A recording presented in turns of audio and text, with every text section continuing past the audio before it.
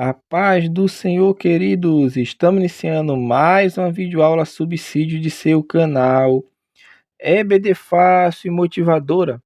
E na aula de hoje nós estaremos comentando a lição de número 3 das lições bíblicas jovens, que tem como título Conservando os valores e guardando a identidade. Nós estamos dando prosseguimento ao nosso estudo bíblico deste trimestre, o qual estamos comentando o tema Na Cova dos Leões, o exemplo de fé e coragem de Daniel para o testemunho cristão em nossos dias. E hoje, lição 3, comentaremos a lição Conservando os Valores e Guardando a Identidade. Nesta lição, nós vamos dar prosseguimento aos nossos estudos do livro de Daniel. Então, meus amados irmãos, de início nós vamos perceber que o exílio da Babilônia, como nós falamos anteriormente em lições passadas, faz com que os jovens hebreus sejam retirados de suas terras natal e colocados agora em Babilônia.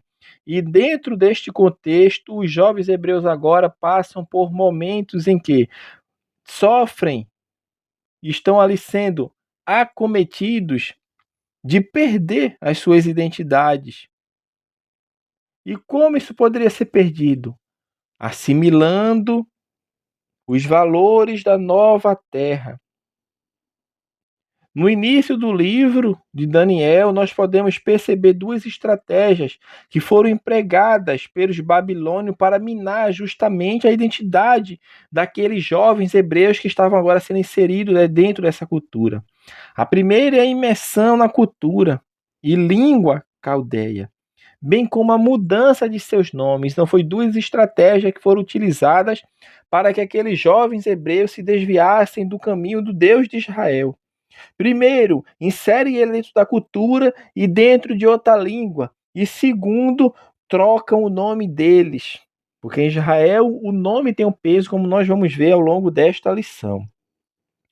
Então, seguindo a narrativa bíblica e a conduta tanto dos amigos de Daniel quanto de Daniel, nós vamos extrair justamente lições valiosas sobre como conservar a nossa identidade espiritual e nossos princípios, especialmente diante da doutrinação ideológica que ataca hoje, como atacou no tempo dos amigos do profeta Daniel.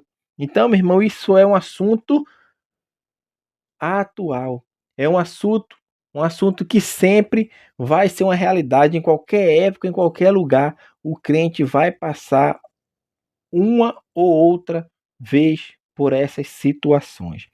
O primeiro tópico da lição, o autor vai falar sobre hebreus na Universidade da Babilônia. Neste ponto aqui, o autor vai frisar justamente o que aconteceu com aqueles jovens. O rei traz os melhores jovens ali da nobreza, da realeza para a Babilônia, para que eles passem por uma universidade, que eles passem por um campo do saber, para que eles venham a se preparar dentro da cultura babilônica para exercer funções estratégicas dentro do Estado babilônico.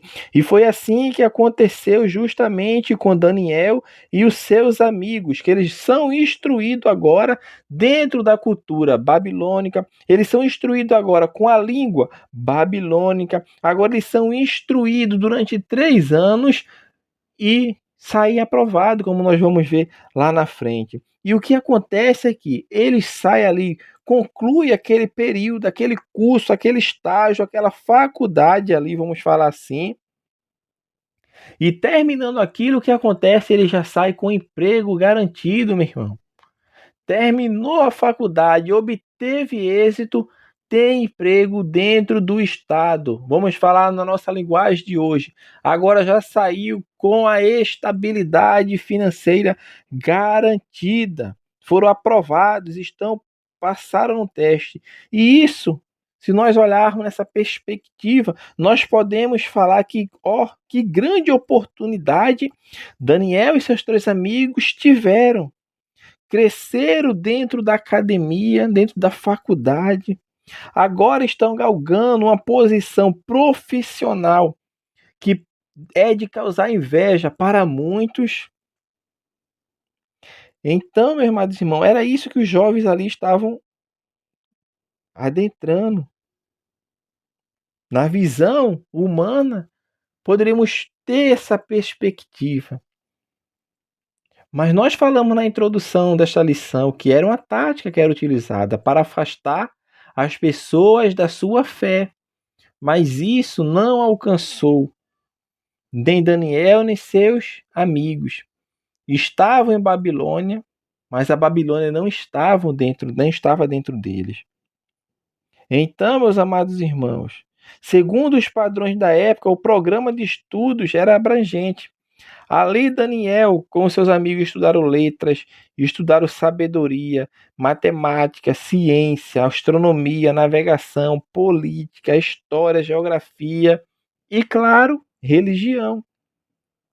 Porque os caldeus possuíam um padrão de ensino desenvolvido. Eles foram os pioneiros no ensino da astronomia. Foram responsáveis pelo avanço nos estudos matemáticos. O estudo da literatura caldeia, meu irmão, ela também constituía-se em agouros, em encantamentos mágicos, orações e hinos, mitos, lendas, fórmulas científicas de práticas tais como fabricação de vidro, matemática e astrologia. Então esses jovens hebreus tinham de estar seguros em seu conhecimento para poderem estudar tudo aquilo que agora estavam colocando em sua frente, com um único objetivo: minar a sua fé. Minar a sua fé.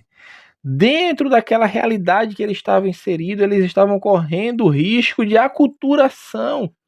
E o que é aculturação? É a perda da cultura, é a perda das crenças hebraicas, por meio de assimilar, de acomodar a cultura dos caldeus. E isso, como nós falamos, fazia parte do plano do rei Nabucodonosor. Esses jovens, porém, meu irmão, traziam na mente e traziam no coração os ensinamentos que receberam lá em Jerusalém. Eles não recusaram o plano de estudos, pois estavam preparados em termos espirituais, estavam preparados em termos morais, estavam preparados no conhecimento das Escrituras para rejeitar a doutrinação babilônica. E o que nós falamos aqui é que o estudo secular em qualquer nível não é algo que seja temido para quem serve ao Senhor e conhece a sua palavra. Bora mostrar aqui, como nós estamos falando aqui, meu irmão, que os jovens hebreus, eles não recusaram o plano de estudo. É para estudar, nós vamos estudar. 3 anos, vamos estudar. E saíram como os melhores. A Bíblia nos mostra isso.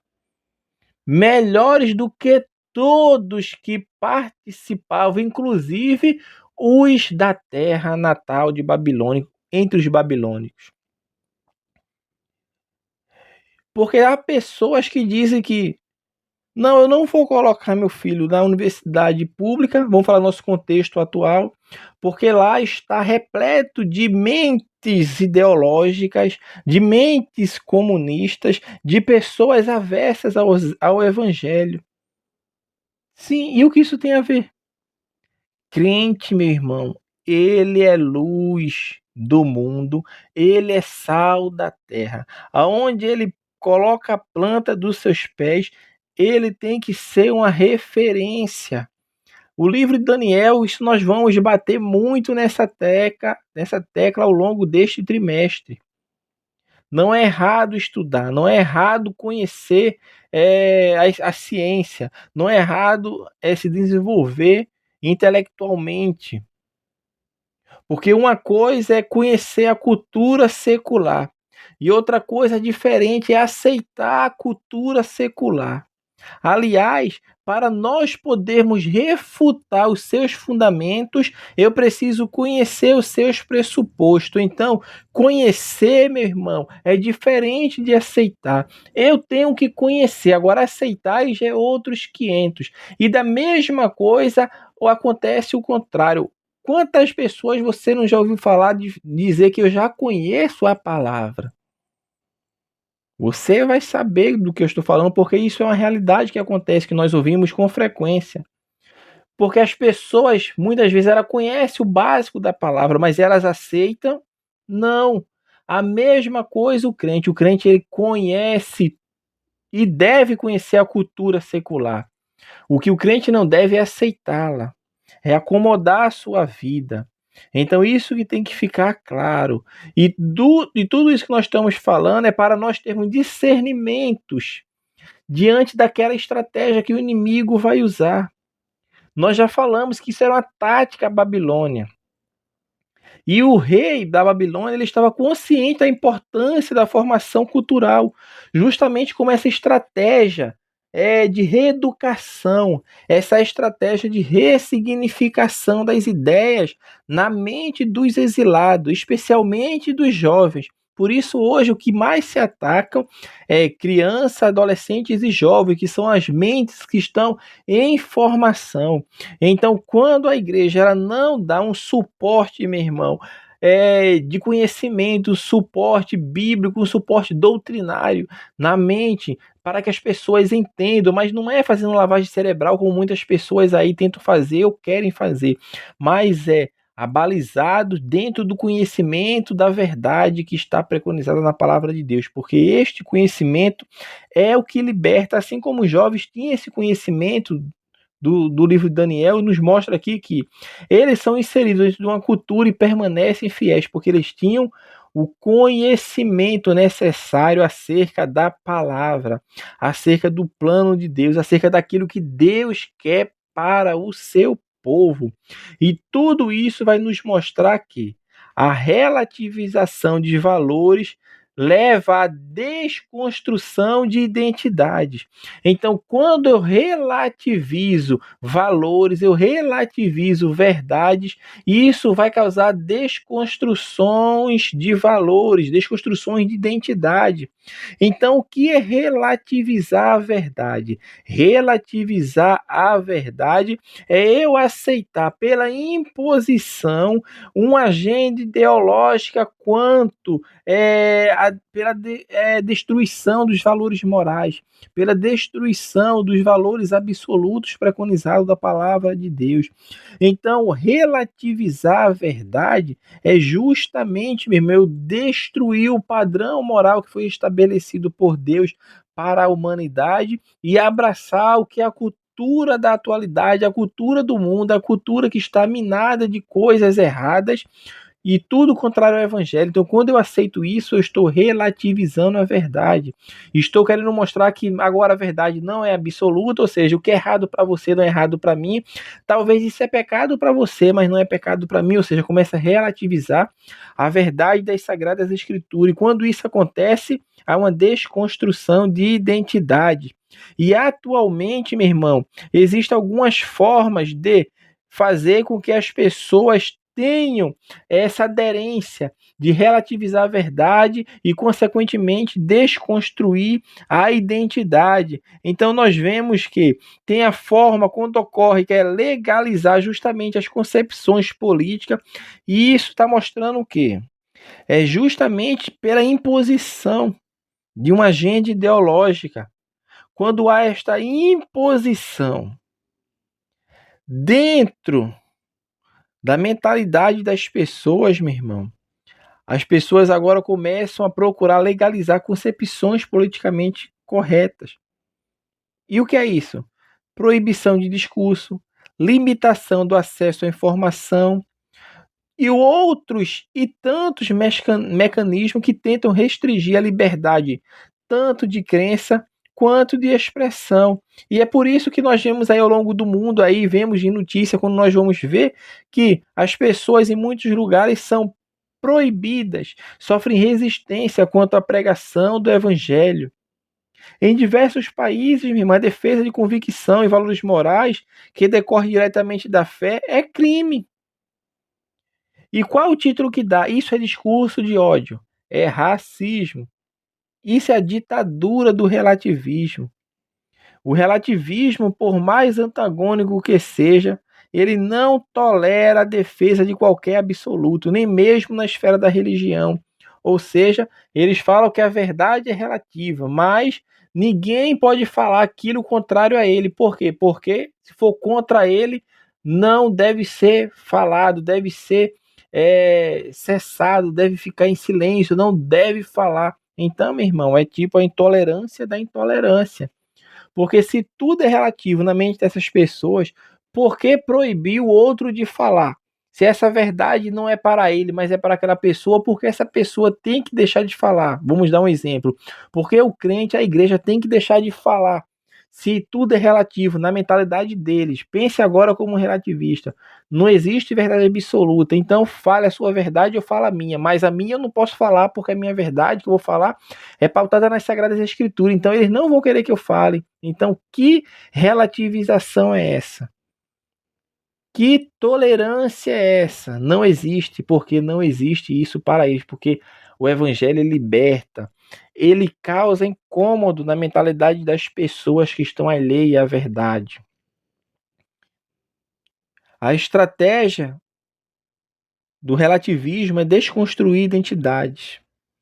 E essa é a segunda forma de disseminar o relativismo. Essa forma ela é sutil, ocorre pela desconstrução dos referenciais. E quando eu tento desconstruir os referenciais, eu levo a perda de identidade. E foi justamente isso que os babilônicos fizeram. Troquem os nomes de todos os prisioneiros que vieram da realeza, da nobreza de Jerusalém. E é isso que eles fazem. Trocam o nome de Misael, de Sadraque, Ananias e o de Daniel. Daniel agora não vai ser mais Daniel. Daniel agora, que significa Deus é meu juiz, vai ser Beltesazar. E o que significa? Bel protege o rei. Ananias não. Significa Deus é gracioso. Não, não vai ser mais Ananias, Deus é gracioso. Não. Vai ser Sadraque, iluminado pelo sol. Misael não vai ser mais Misael. O que significa Misael? Quem é como Deus. Misael agora é Meseque, aquele que pertence à deusa Sesaque. E Azarias? Quer dizer, Deus ajuda. Não, não vai ser mais Azarias, não. Vai ser Abednego, servo do Deus Nego. Meu irmão, aqueles jovens ali, eles perceberam, eles discerniram que a maior batalha que estavam travando era a batalha da mente. Não era uma luta para a preservação da vida, era uma guerra para a firmeza da fé. E o espírito da época procurava justamente seduzir eles para fazê-los pensar que não é necessário ter uma identidade própria dada por Deus, tratando isso como algo ultrapassado. Como é que o mundo fala aí? O mundo fala: abre a mente, flexibiliza suas convicções, desconstrói as tradições arcaicas. Em cada área da vida, meu irmão, percebe-se a estratégia de mudanças de nome. Então, as mudanças de nome na nossa realidade hoje é justamente essa: é de abrir a mente, é de flexibilize suas convicções, desconstrua essas tradições arcaicas. Essa é a realidade de troca de nomes hoje. Mas dos jovens foram literalmente trocar os nomes. Isso afetaram aqueles jovens, porque o povo de Israel tinha essa ligação representativa de quando se nascia, dava-se o nome, aquele nome tinha um significado de peso para a sua vida ao longo de todo o seu percurso nesta terra. Mas essa modalidade de trocar nome, minha irmã, ela não deixou de ser praticada. E hoje trocar de nome é justamente isso. É relativizar as verdades absolutas de Deus. É a ideologia de gênero, por exemplo, que vai procurar desconstruir a identidade sexual. É o sincretismo, que busca abarcar uma identidade religiosa, ou seja, tudo agora pode ser colocado no mesmo lugar e praticado por todos de diferentes formas. Essa é a troca de nome moderna. Meu irmão, caso nunca, a forma de proceder, na verdade, como nunca, vamos falar assim, a forma de proceder dos jovens hebreus serve como modelo de bravura e resistência aos ímpetos de destruição identitária. Podem até mudar nosso nome, mas não conseguirão mudar quem somos. E o que nós somos crentes salvos em Cristo Jesus. Aquele que crê e vive em Cristo podem até trocar o nome dele, mas a sua fé, o seu coração permanece fiel a Deus. Ele sabe ao Deus a quem ele serve. O terceiro tópico, o autor vai falar sobre fidelidade nas escolas e universidades.